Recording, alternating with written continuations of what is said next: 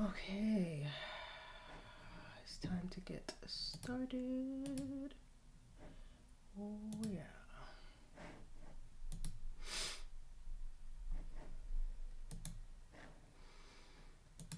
As usual, we have so much to do and precious little time. Okay, let's do this. Okay. I did a lot yesterday, so I was not able to stream because, like I thought I would be able to stream in the afternoon. That just did not happen. Shocker. But that's okay. That is a-okay. What is happening here? Oh, I see.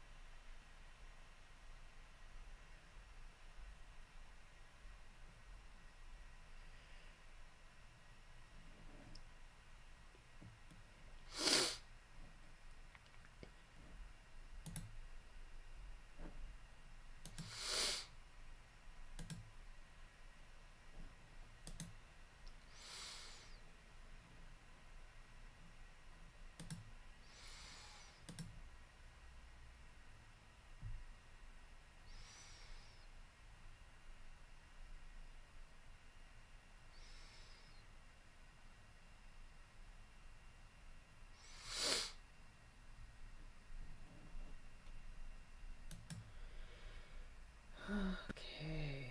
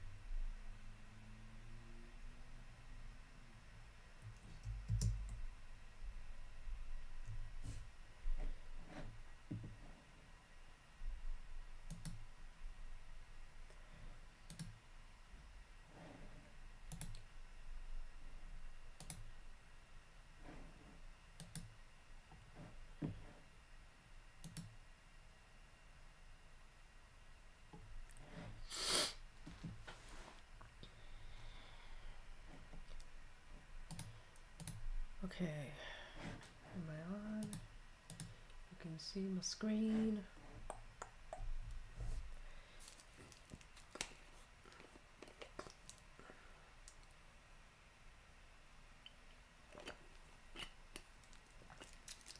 Let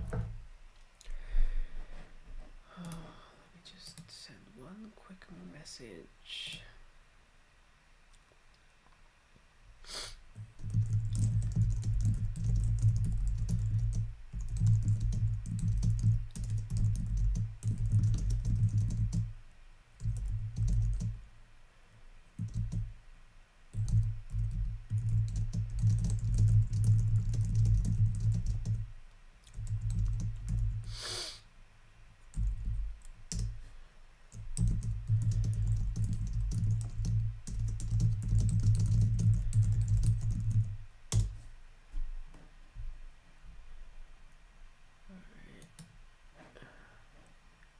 dun. Oh dear, oh dear. So, I have been, for lack of a better word,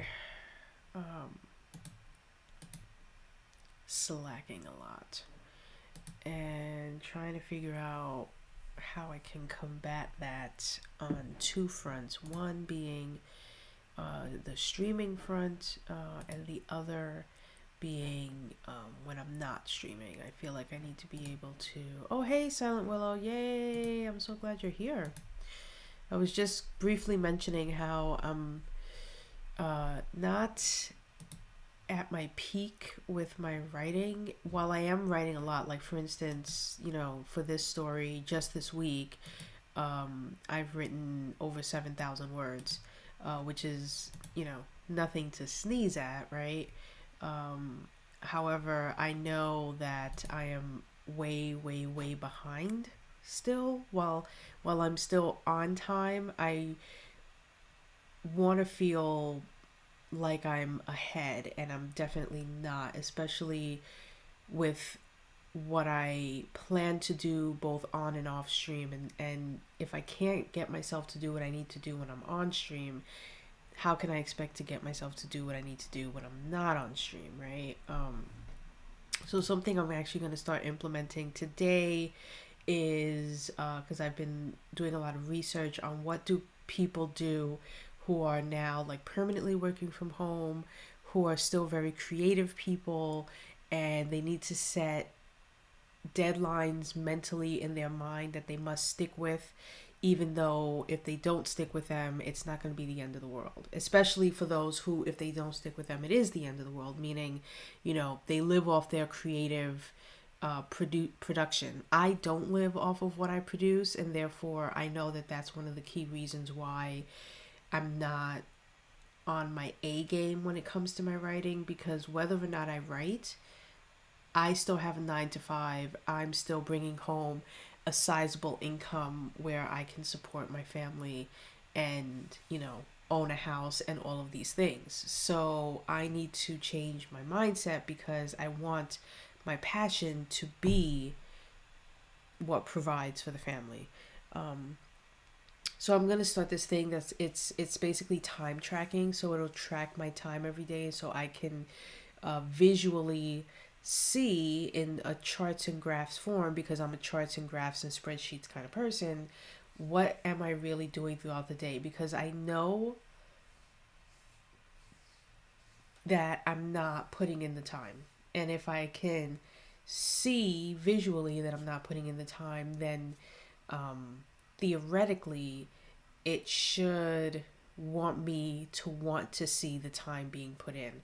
And I've noticed that with a lot of people who are already using the system that I'm going to start using today, is that it's almost like a beat the clock sort of thing. You know that you're being timed to do a specific thing, so you want to make sure you're doing that thing, because if you're not, then your numbers and your tracking of your time will be skewed and totally incorrect, because you might say start the timer, I'm writing a story, and then if I spend that whole time scanning through my Twitter feed, then at the end of the week or the end of the month or the end of the year, I'm in my heart of hearts, I'm going to say, well, this time tracking is totally incorrect. I actually didn't spend 5 hours writing my Friday fiction. I spent it scrolling through Twitter, and therefore these numbers are way wrong. So the more accurate I want the time tracking to be, the more likely I am to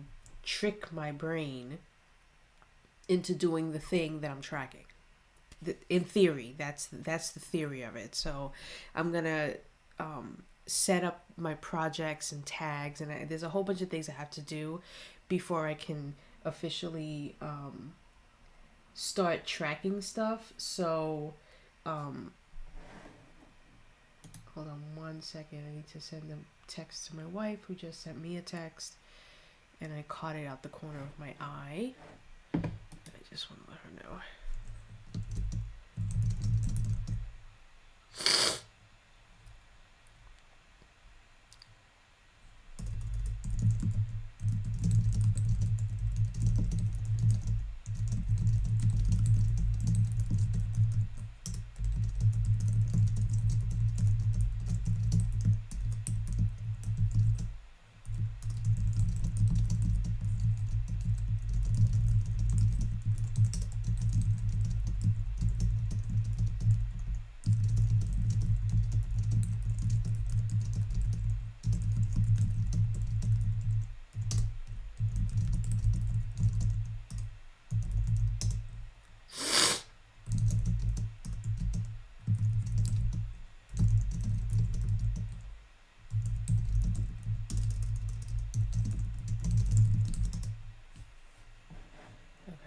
Sorry, she and I are using the same doctor and the same app and stuff like that, and she just set her app up right now, so she wanted to tell me that now she can see like her appointments and medications and all that stuff. It's so convenient having this app with this network that we're a part of for our doctors. Like my gastroenterologist is on there, my gynecologist, my primary care physician, basically all the doctors, with the exception of I think my dentist. I think the dentist is not in this network, but all my other like specialists and things are all.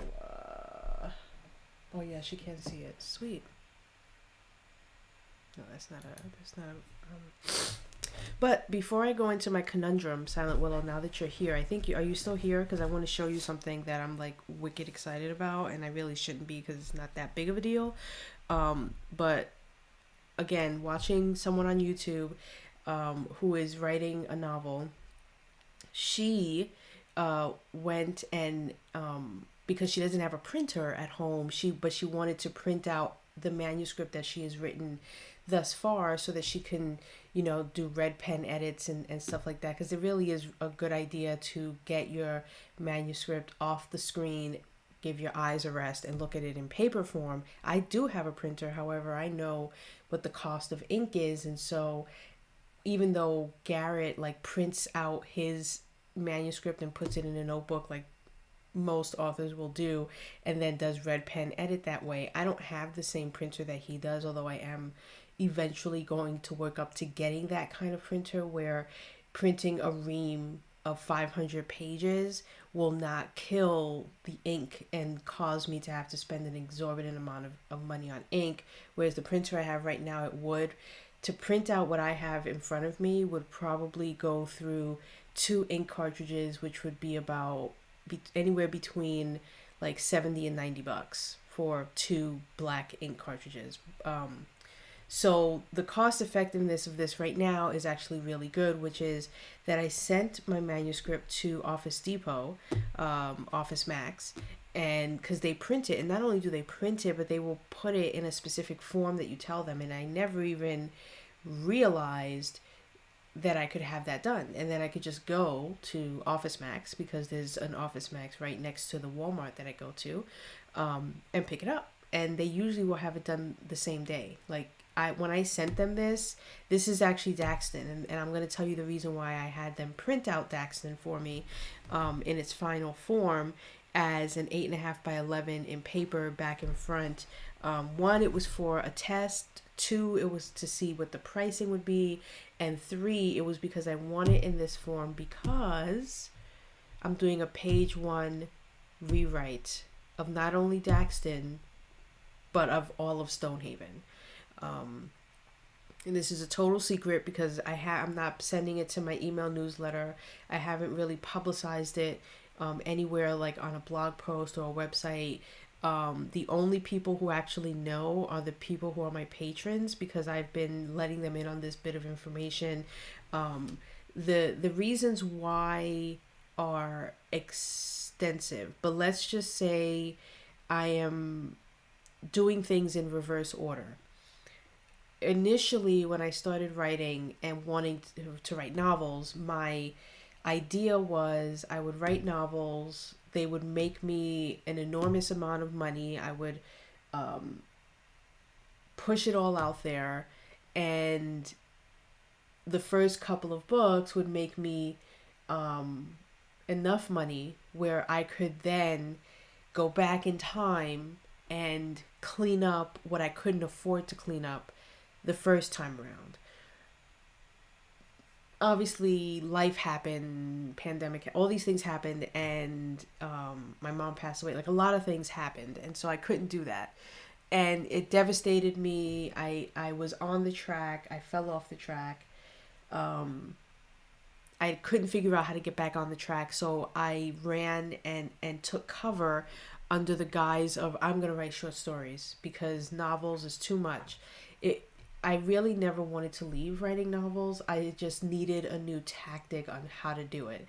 And I didn't want to go back to it until I could be at the level of a top 5 publishing house in terms of how I produced my novel and got it out there. And I can't do that with the money that I earn, because the money that I earn has to be what holds my family up, holds this house up, pays the rent, pays the mortgage. I forget that I pay a mortgage now. Pays the mortgage, insurance, groceries, all those things. Keeps the lights on. Like, so I can't take money from that to put towards my passion and my dream. If I want to do that, I need to make that money by other means. And so that's what I'm working on this year, next year, possibly even the year after that, before I can get to a place where I can do what I want to do, which is use the money that I make from this other thing that I'm working on, which involves YouTube video, which involves creating a writing course that people will hopefully pay for, which involves different things. I'm going to use the money that I will hopefully make from that to, when I work on, which I'm going to be working on for a very long time, at least the next 2 to 3 years, just on Daxton alone, doing a page one rewrite. I'm going to hire a very expensive cover artist, a very expensive letter artist. I am going to have at least 3 different editors, which would be a developmental editor, a copy editor, and a line editor, and I will also have a proofreader. So really I'll have like 4 different people who will comb through what my page one rewrite is going to be, and I'm going to be able to pay for all of that. And then I will have someone else format it. I won't even do the InDesign process anymore, or the ebook creation process anymore. I want to go into being a novel writer with a team, and I don't want to build the team off of subpar work and material because I couldn't afford it at the time. So that's why I am doing a page one rewrite.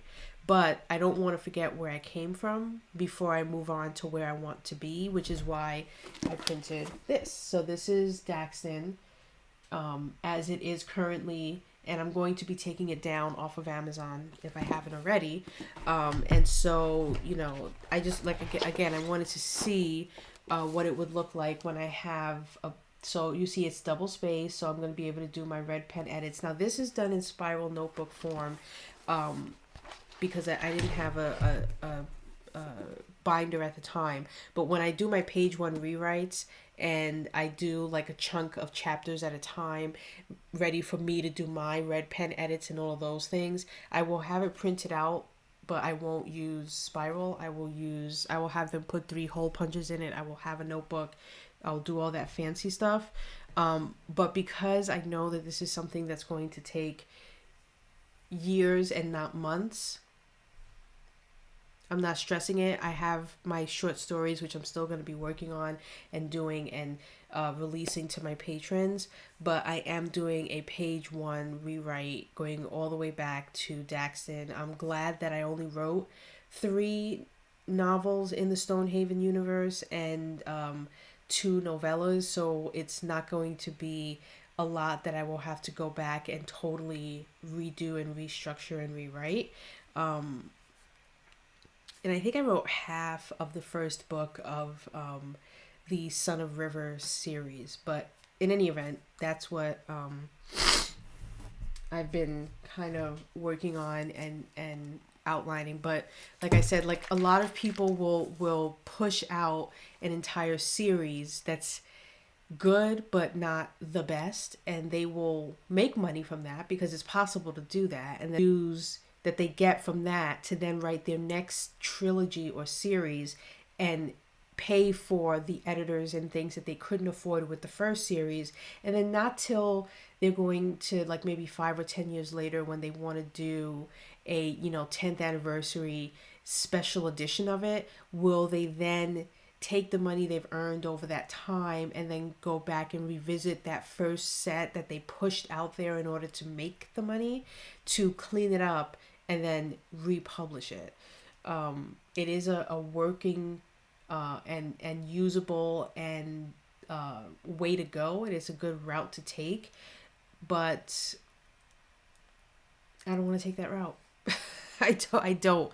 And when I pushed out these two books, and I was on the cusp of pushing out the third book at the, I think I was going to publish Lyrian, if I'm not mistaken, like October, November of 2019, because I had released Daxton in April. I released Eternal Forest, I think in July, August, and then I was going to release the third book at the end of of 2019. I couldn't do it, and I said, you know, I want to know that I'm putting out my best work, and I knew that it wasn't, um, and I knew all.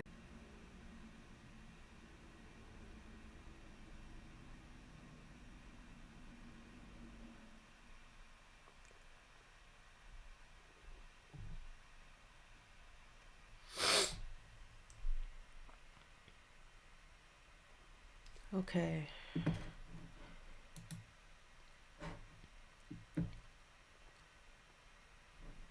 hopefully I'm back now, and I should not be dropping frames like I was before.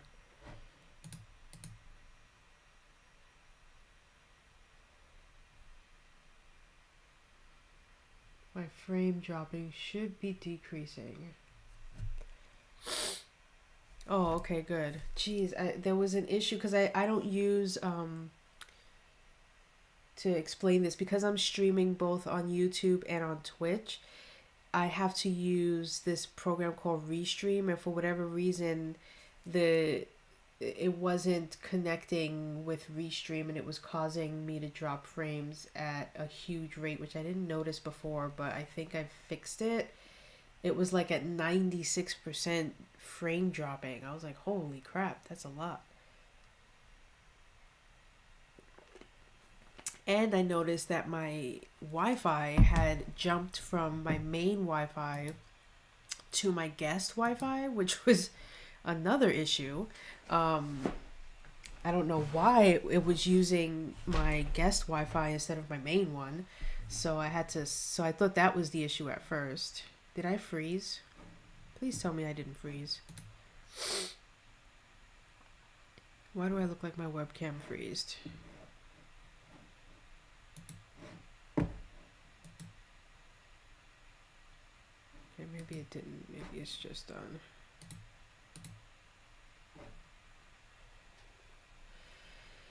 Okay. Freezed. What am I saying? So,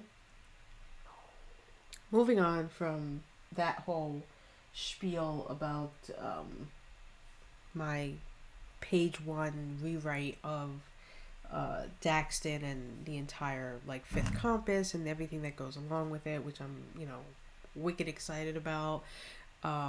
Let's go to the conundrum here, right? So I'm writing this short story, which is going to end up being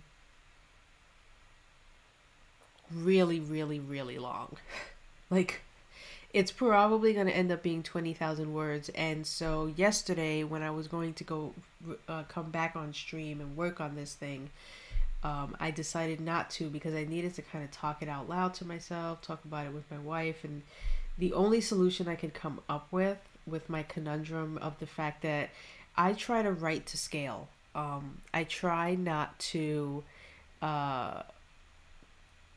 technically, yeah, if it's over 17.5K, it's considered a novelette.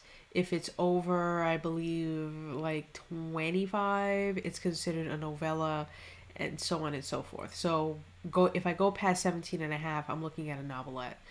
Um, and yeah, so I try as best as I can with my short stories. I'm like, I'm going to write to scale, meaning I'm going to build out this outline and I'm going to write it. And I know for a fact from my outline that it's going to fall far below the cap I set for myself.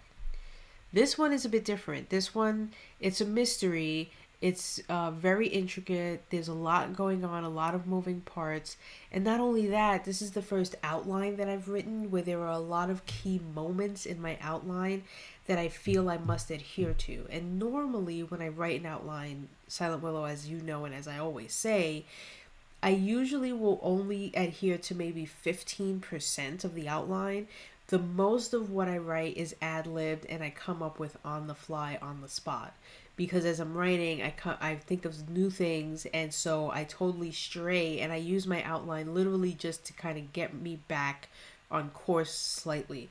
So usually I don't care that much about my outline. Whatever, move on. I don't need my outline. In this instance, that is not the case. So not only am I trying to adhere to the moments of things that need to happen in a specific order based on how I wrote it in my outline, but I am also ad-libbing. So when you consider the fact that my outline is meant to cover about a 14,000 word story, and you add on top of that another like maybe 5 to 6,000 words, of which I'm going to ad lib, if not more.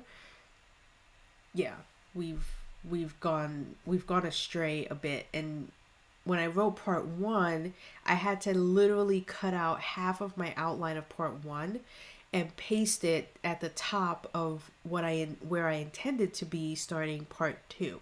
And so now I'm having the same issue where I wrote 2,322 words, and just that doesn't even cover half of the chunk that I cut from part one to move to part two. So I haven't even started what I wanted to do for part two in part two yet.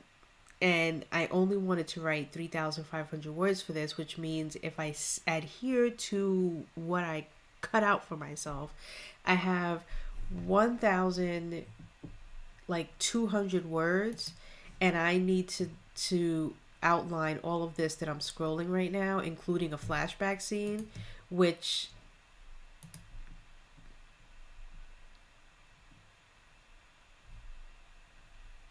what do I do?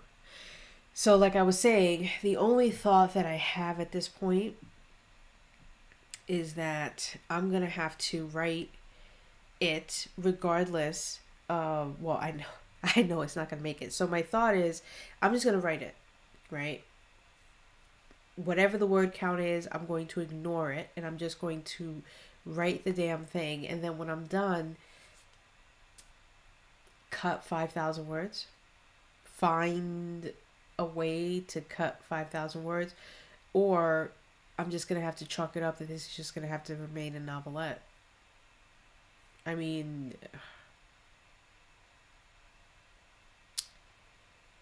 I know that the scenes I'm writing can be cut. Like I'm writing certain scenes that are probably a lot longer than they need to be, because I tend to be very wordy when I write dialogue scenes, and I've been trying to work on that, and get to the gist, and not have so much back and forth conversation. Um, well, this is just for this one instance, right? I don't anticipate this happening again, um, because it doesn't usually happen. This is the first time this has happened to me, actually, like ever in my since I've been writing short stories in 2020. So all of 2020 and now I've written 30 plus short stories, and this is the first time that I've hit a story where it's just a lot to take on, and I don't really have the time to set this aside to do what my next short story would be, which I know will fall within the word count frame, because I really hoped to send this out to my patrons 2 days from now on Friday, which is also likely not going to happen. I'm going to have to work on this on Sunday because I'm busy on Saturday. So I'm going to have to work on this on Sunday and hope that I can release this to my patrons on Sunday. Which is, not terrible because I have been late before with delivering a story, but still.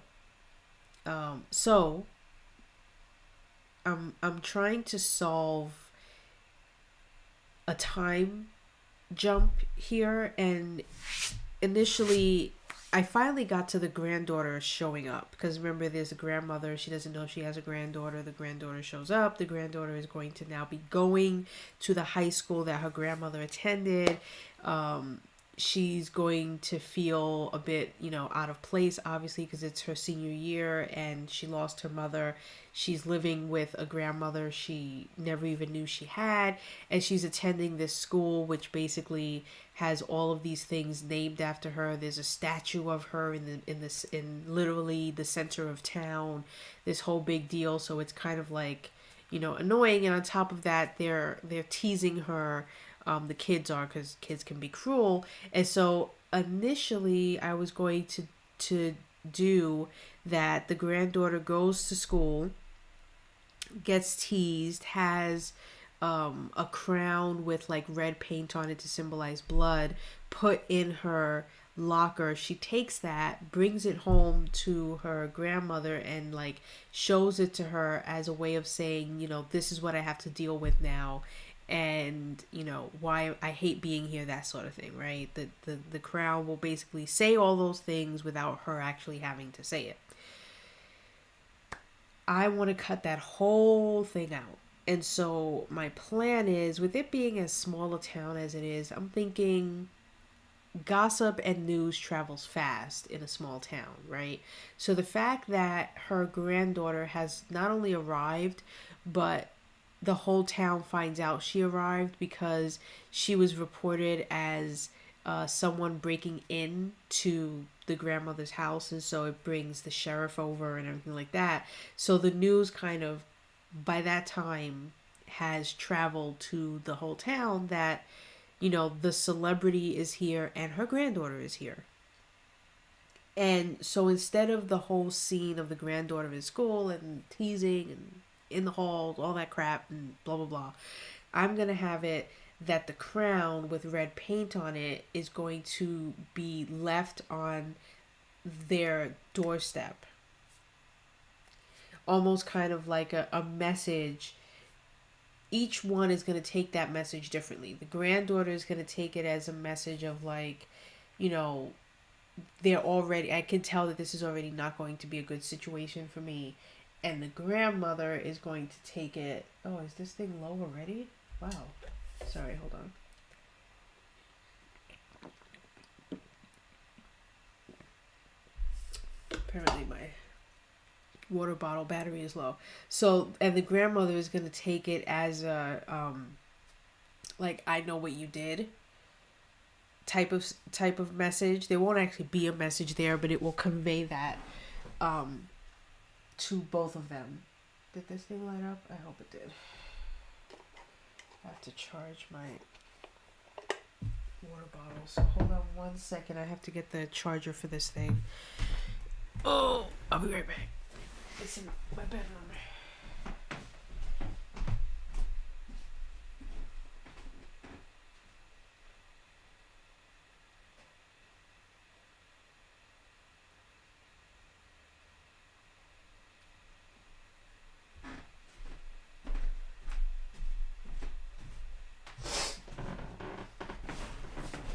Okay. Now, I'm going to plug this in. I have too many outlets, I tell you. Too many. Okay.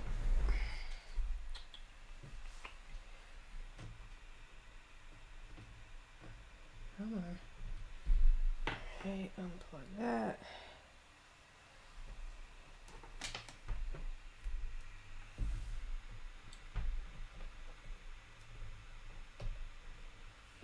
Plug that in.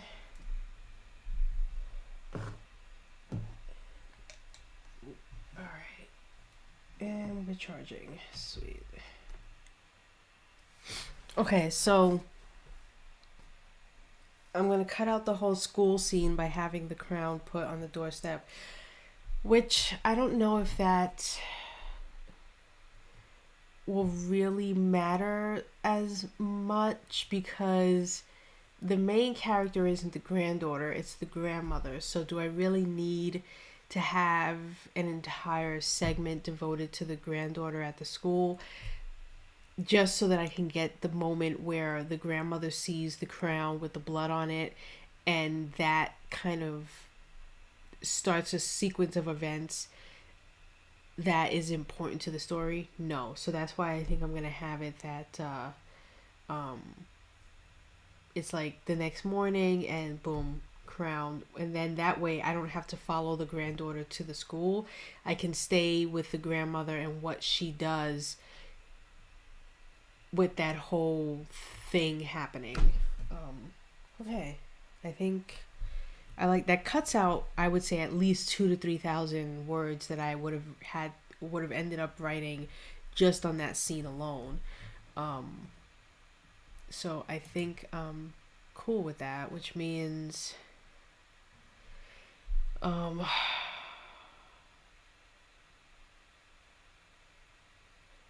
so I'm cutting out all of this. Yeah, you see, it says right here like her first day at Copper Valley doesn't go well. I was gonna do montages and all that stuff. Um, but I'm gonna skip all that and come down to here. So after the granddaughter leaves for school, after the crown incident, um, her agent, the HM's agent, drives up because unbeknownst to her, um, she called her agent drunk that night and left her a message, and she doesn't even remember what she said. But her agent will be like, you said something. What's going on? Um, and then she is able to talk her way out of that whole situation by coming up on the fly with this idea for a novel that's going to be a sequel to her very first debut bestseller. Um, and the agent leaves all elated and excited because she knows that that's something she can pitch to publishers, that this number one mystery writer is going to return back to the book she wrote 50 years ago, right? Not only write the sequel but reveal who the killer was from the first book and get that going. Okay, so let's jump back into what I was writing here.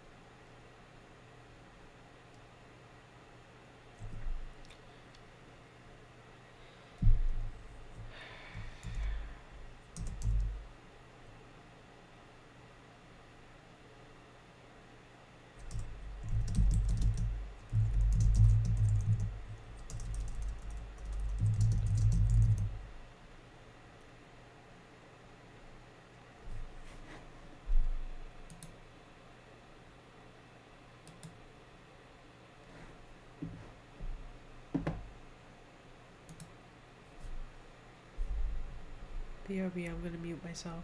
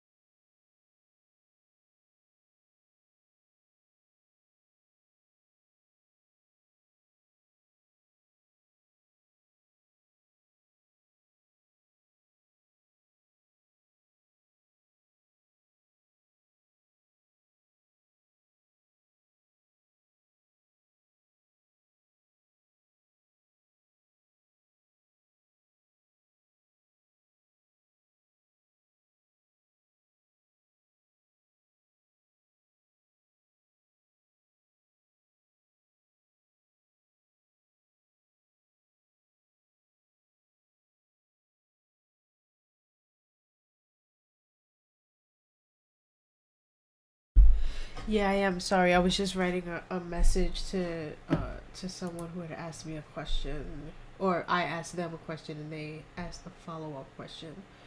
Uh,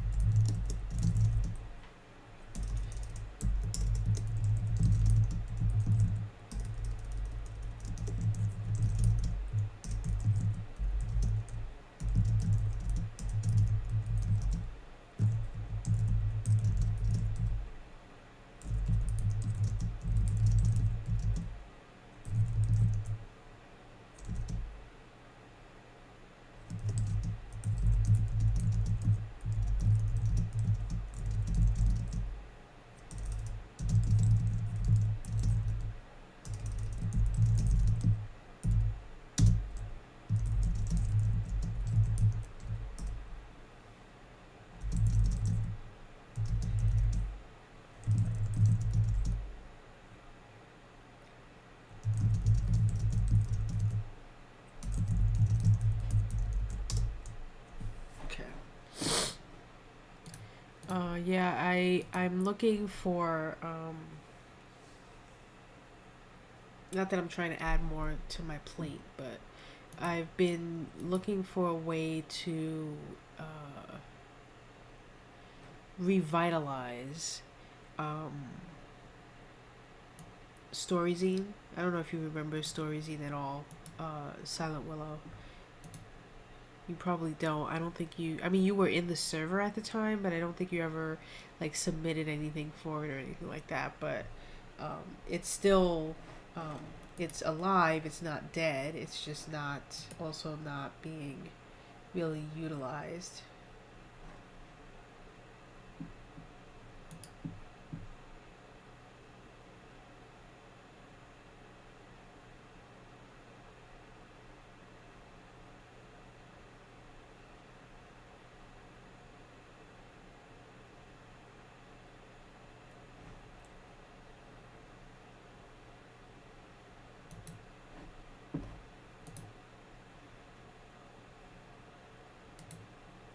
Yeah, okay. I figured I might have. There's been several ideas constantly floating around about one, how to bring it back, two, how to make it better, three, how to, what different things can be included alongside just having it be filled with short stories, etc. Um, and there's someone that I know who's a Twitch streamer like I am, who I think would be a good place to start the process of possibly bringing it back in a specific way, using both using Twitch, Discord, and then um, I don't want to say the person's name unless they're like in yet, so I'm keeping that close to the vest. I just answered their question that they had for me with regards to it. So if it becomes a thing, then yeah, I'll shout it from the rooftops. But until then, I'm keeping that to myself. But yeah, I really liked the idea of Storyzine, of helping um, new writers, share their writing style, share their short stories, gain confidence through sharing their short stories, hopefully gain a readership through sharing their short stories, having that short story funnel that reader to a place where they will find more of that particular person's work, etc. Um, and I would like to, you know, include things like spotlighting a certain writer who, you know, is just entering the world of being a self-published author, and doing a sort of interview type of situation, or giving that spotlighted writer a bit more um, space on the page to write a story, instead of submitting within the guidelines and the rules of just a 500 word short story, where maybe they could write a 2,000 word story that's, you know, featured in an issue and things like that. So um, and I've reached out to some people who I know who are currently assisting other, you know, similar digital um, magazines that are offered free, the same way um, Storyzine is a free publication, where they do things like the cover art, the logo design, and all that stuff. So I'm gonna see if they're willing to help this venture out, especially because it's very different from what the other thing is. So I'm looking at what other free digital magazines are out there, um, and then as long as what I want to do isn't in direct competition with what they produce and they do, I don't see it as being an issue if we either work together um, and share, you know, the people who assist in putting those things together. Because before I was doing it all literally basically myself, and it's a heavy lift, it's a heavy load to lift. So if I can have like a full team, and I'm just bringing all of these great people together, then, you know, why not?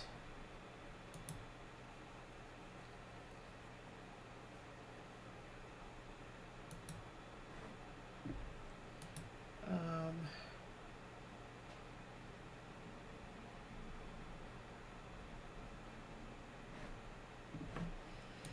well, you say you've produced a number of magazine titles before. What does produced mean? And BRB, because I have to blow my nose here.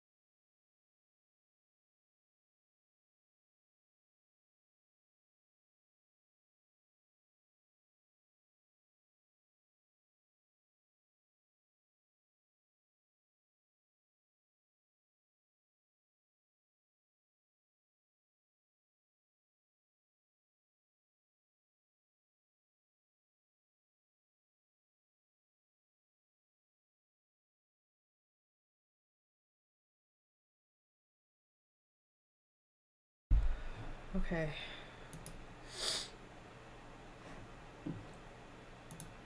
Sorry, I am back. I think I get what you're trying to say. When you say you put together the entire magazine. Yeah.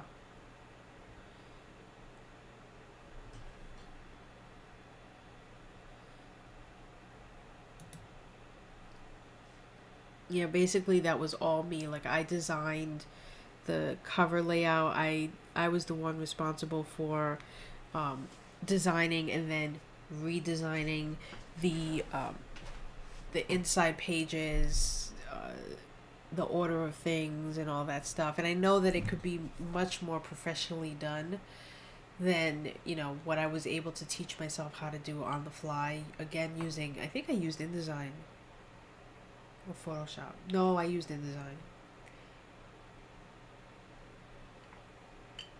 I used Photoshop for the covers and InDesign for the inner pages, which I think I still have the template for, that I would then, you know, go to that template or give that template to a more apt user of the program to then take it and make it an even better template than what it is at the moment.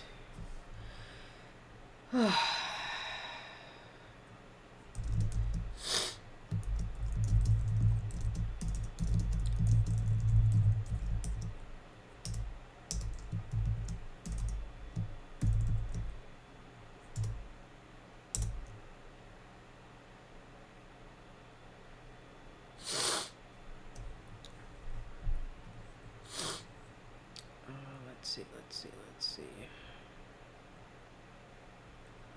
It's so weird how I still run cold, like my body temperature still is very cold, even though technically the weather is warming up. The sun is rising earlier. We're having a shift in the seasons finally, when the snow is melting finally. We're hopefully in the next like month and a half expecting there to be absolutely no more snow. But I'm still running cold, and because I run cold, I get a stuffy nose from being cold. I turned the heat up, so I'm hoping that the heater will kick in very soon. So I can breathe through my nose like a normal person.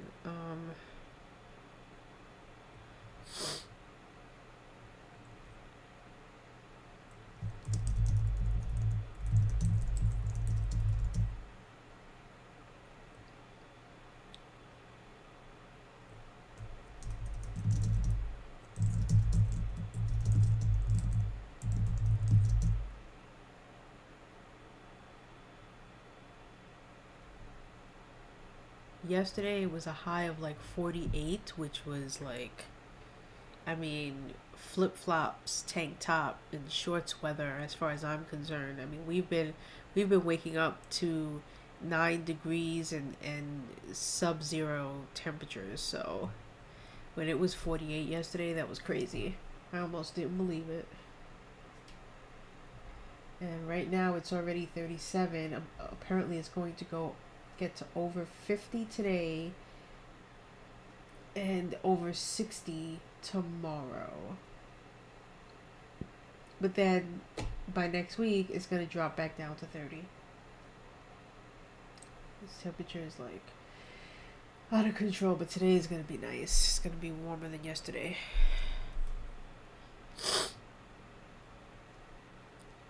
As long as it's not gonna, it says it's gonna snow next Friday, but that might change based on like how the temperature is doing. So I'm hoping it doesn't, but I'm expecting really no more snow that sticks.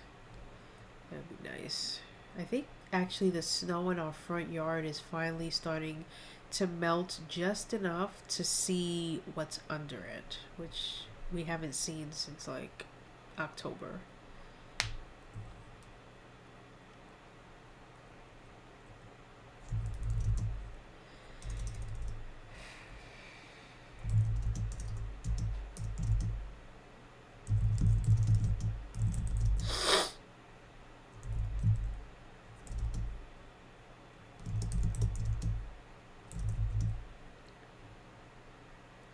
Okie doke.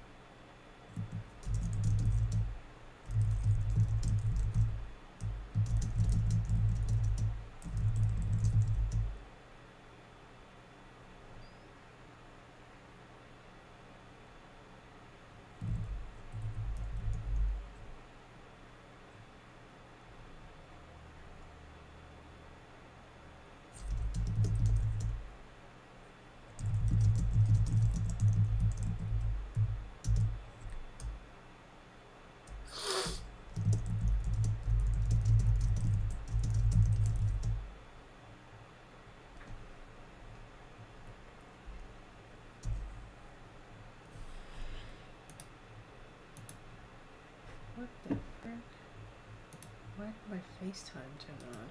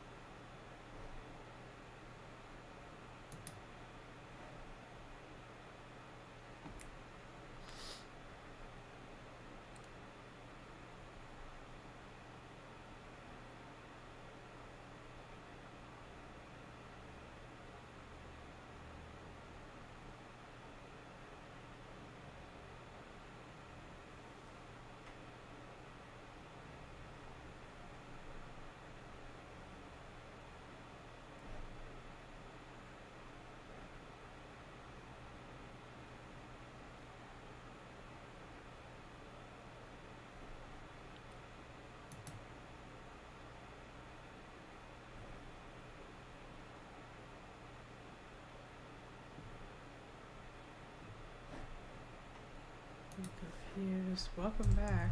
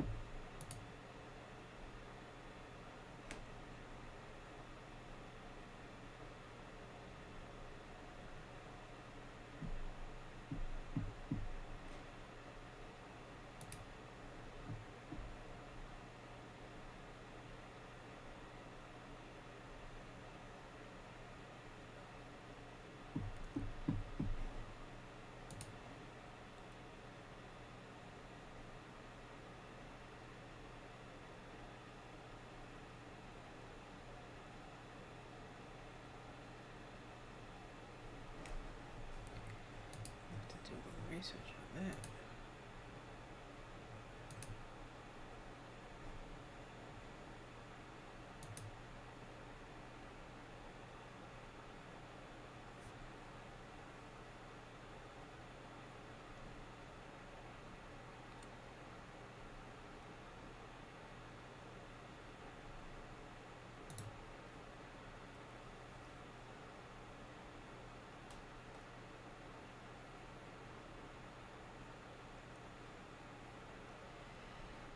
Oh, how long have I been streaming? I think I might take a short break and read a little bit out loud, do a little pacing.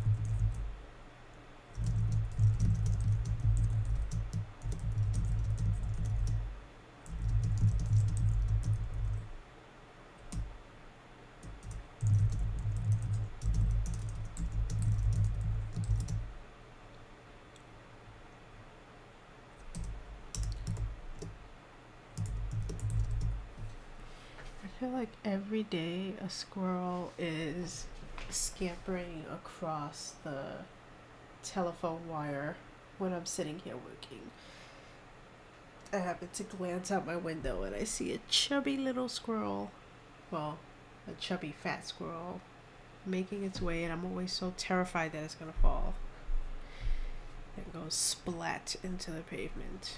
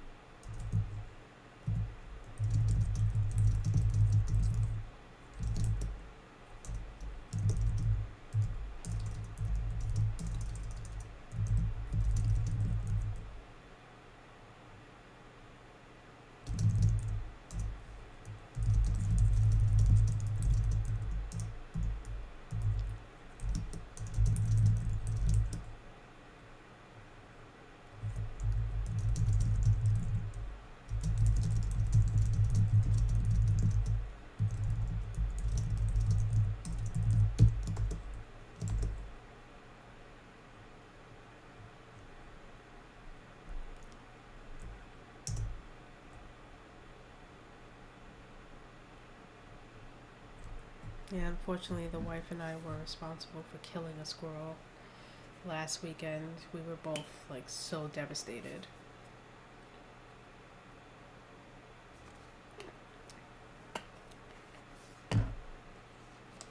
It ran out into the road, and she didn't have enough time to hit the brakes, and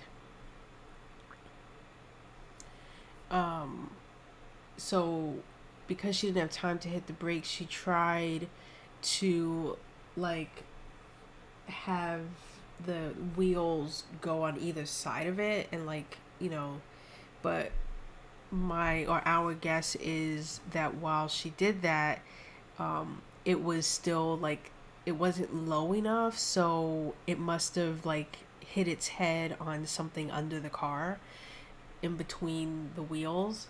So like when we drove past and looked in the rearview mirror, we could see it like flopping around. So it clearly had hit something under the car and hadn't completely died instantly. So that made it even more devastating for us. And we were just like, it was the first time we had done that, and she had ever done that, or that we had done that since living out here. And I told her, like, we're literally living in the wilderness. I mean, we went out 2 weeks ago on a road trip that was like maybe an hour and a half, 2 hours away. And on the way back, no, we didn't. We couldn't, like, the cars going back and forth. There was no way for us to do that. But on our way back, it was half eaten by crows, so it was dead, or it had died at some point. But anyway, like one time when we were driving back, we saw at least 40 deer. I mean, to the point where, and we were on a B road, which was nice because we didn't have any cars in front or behind us, so we were actually able to like stop. And we just stopped and like cut the engine and just watched like these deer just kind of hanging out, like 20 of them. And on either side of the car, it was just amazing. And that's where we live, right? I mean, we've had deer cross the road and hang out in our backyard, amongst other, wildlife that we haven't even come across yet. I mean, when we drive to go get groceries, we see some houses, some farms that have cows, obviously, um, goats, turkeys, chickens, horses. The house next door to us has two horses. So I can literally just walk out my front door, look to my right, and see two horses just kind of hanging out at the edge of the property. You could just reach out and like touch them, they're that close. Um, yeah, we do have, there's a place where the hunters can go, which is why we know we get a lot of deer traffic because they can't obviously hunt in our village. And, the deer are not stupid. So they will come and hang out in a populated area because they know they can't get shot here. So, we get so much foot traffic of deer, and they never travel just one. It's always a pack. um One night at like 2 in the morning we woke up and looked out the window, and there was maybe 15 of them across the street at the church. And um I think they were coming from our backyard, so they traveled from whatever's behind our property. They traveled across there through our backyard, up, we have like a bit of a slope, into our front yard, and then across the street, and then kept going. And we just kept counting them as they just kept climbing, coming up to the front of the house and crossing the street. It was the most amazing sight ever, watching from babies to fully grown deer just crossing the road. um oh, what did I just hear?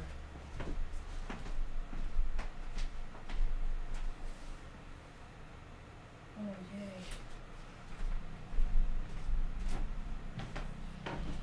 Oh, sorry. We just had our recycling picked up, which is great. I was worried that I put the recycling out too late and we missed it, but they just picked it up. Yeah, and now it's just a normal thing. So I told her, like, it's not going to be uncommon, unfortunately, for, hitting some animal while we're driving somewhere. We can try as best as we can not to. Um, and like, yes, was it yesterday? Yeah, yesterday on our way back from the doctor's office, there was horribly mangled deer that was hit, and whoever hit it like moved it off the road onto the side of the road. And we have seen our share of, you know, dead deer on the side of the road. This one though, the limbs were in directions that I couldn't even try to explain to you. Like, however this deer was hit, it was like, that was I was so glad that she didn't see it because she was driving. But I was like, oh my god, I've never seen a deer mangled that badly after a road accident. But this is the season now because the weather is much nicer. They're going to start coming out a lot more. Um, and so that's, we try as best as we can when we know that we're in an area where there are deer, but it's just the nature of life. And then there was a skunk that was hit. Whew. Luckily, I couldn't breathe, but she could, and she was like, "Oh man, it smells like skunk here," because the skunk was hit in the road. So it's that time of year where we're just gonna see roadkill every time we go out. Possums. One time we saw a dead bunny. Like, that's where we live. As long as we don't have bears or like mountain lions, I'm okay. Or snakes, God. We're worried that we might actually see some snakes. We're hoping that we don't, but yeah.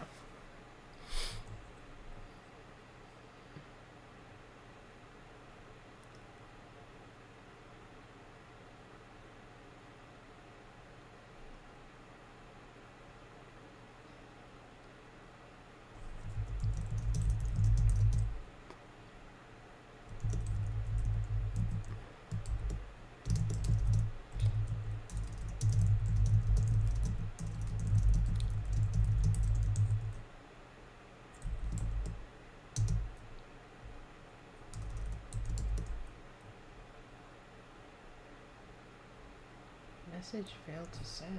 When was I trying to send a message today?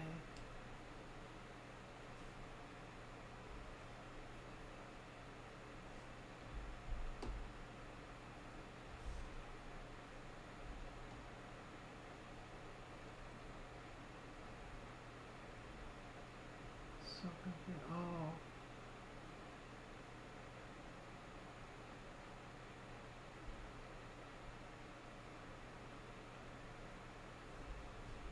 Whatever. That wasn't from today. That was from days ago.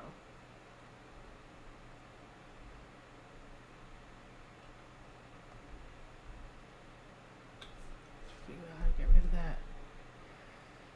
Oh. Thanks for stopping by. Appreciate it. Have fun making pizza. Yeah, I'm making pasta, ground meat, and melted cheese for my lunches this week. So I have to go downstairs. Actually, I'm probably gonna go down in a little bit and start making it now and have that for lunch later. So I'm excited about that.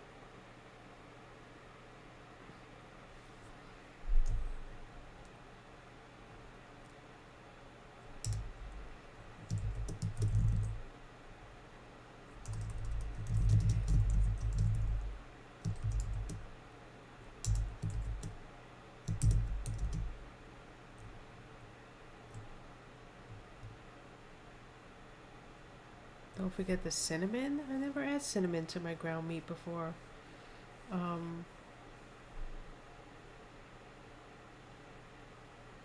That's an interesting idea.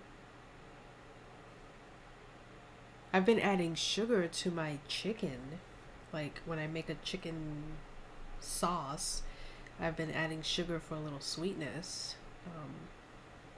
And usually I'll add honey to dark meat. But cinnamon, interesting. Do I even have? Yeah, I should have cinnamon. Of course I do. What am I saying?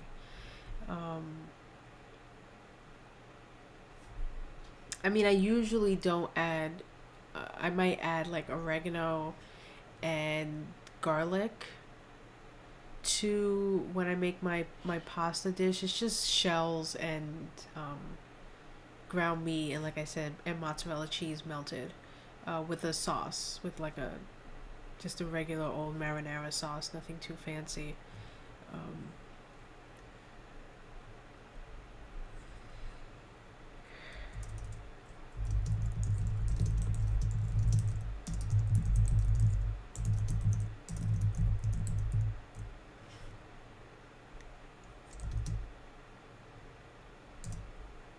Yep, go make your pizza.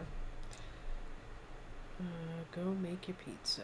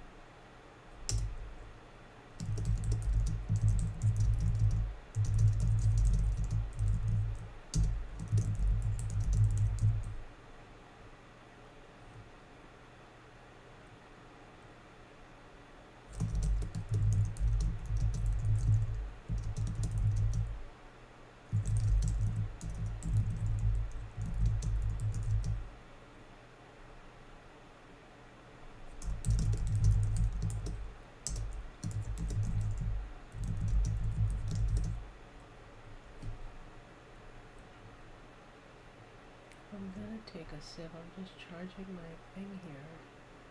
You know what? Let's see if it's charged enough. My phone is telling me to drink my water.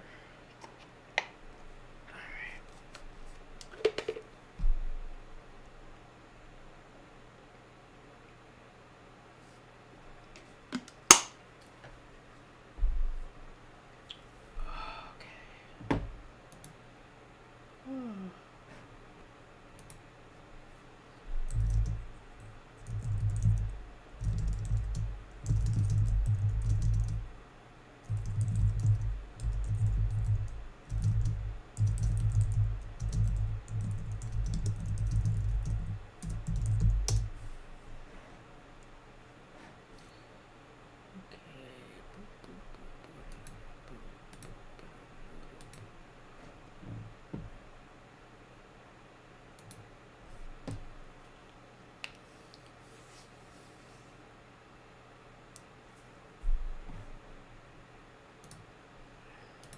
I was saying I was going to take a break and then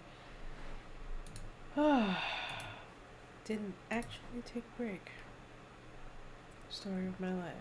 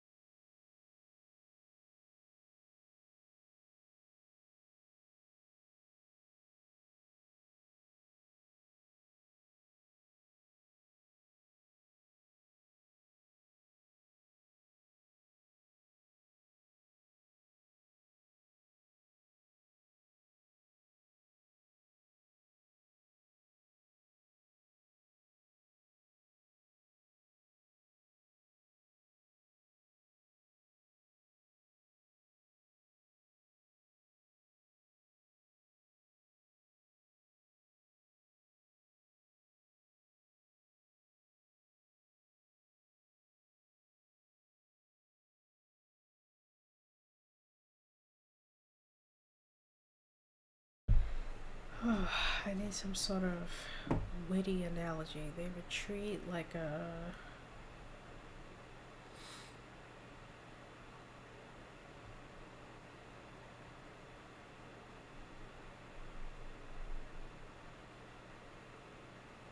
gopher in a hole.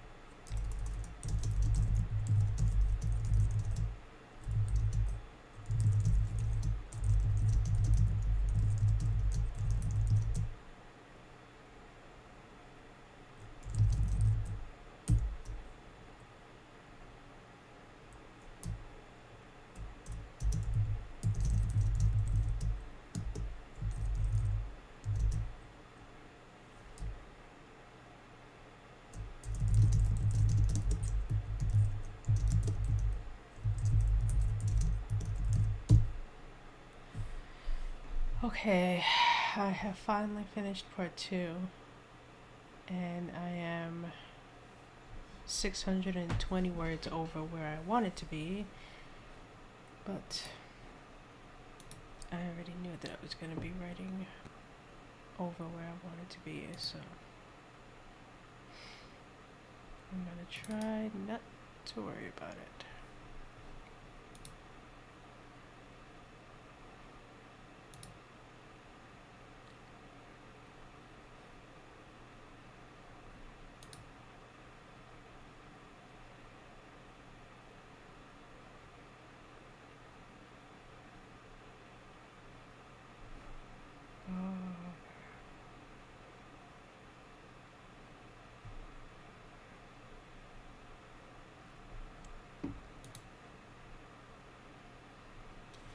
I just want to track that this is 4,120 words.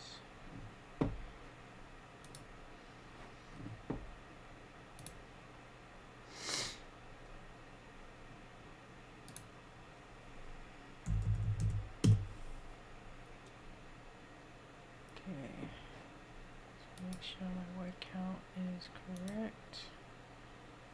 Yep. 8,844 words. So if I double that with the next 2 parts, then that'll be about 17,000 words, which will be fine. The issue is, will that be possible? I don't know. But, yeah. So we're going to start part 3. Just not right now. I'm going to actually take a break.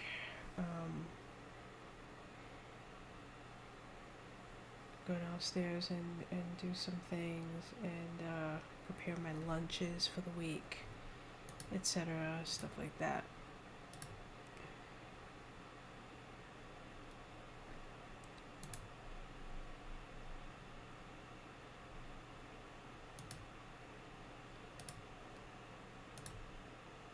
And I'll try to start part 3 today, but I don't know if I'm going to. So I've got part 3 at 4,000 words and part 4 at 3,000 words, which is another 7. It's probably going to be closer to 5 and 5 for each one, but I'm not even going to try to guess at this point. Because I still have so much of this story I need to get out. I have the next person hasn't died yet, first of all, which is going to trigger what she's going to title her book when the prom queen dies. So I need to get to that ASAP. And I also need to get to her receiving the evidence from 50 years ago. So part 3 will start with her receiving the evidence from the sheriff, and then having a meeting with the current principal of the high school, who is going to request that she be sort of like a guest of honor at the prom. And her granddaughter is nominated for prom queen. And then part 3 really has to end with the prom queen missing, much in the same way as 50 years ago when the prom king was missing, and then they find her dead body. So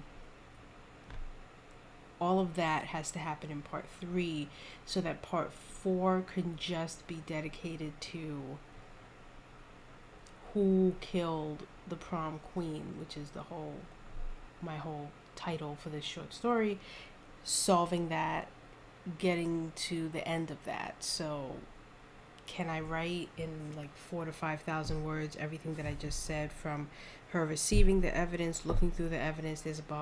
I think there's 1 or 2 flashback scenes in there, her meeting with the current principal, the prom, the death. So all of that has to happen in part 3. And then we move on to part 4. So lots to do, lots to do. In the meantime, I'm going to go and do house things and work things and stuff like that. So I will be back tomorrow morning, as usual, to work on this stuff. So anyway, thanks to anyone who was here, who was lurking, Silent Willow, all you guys, and I will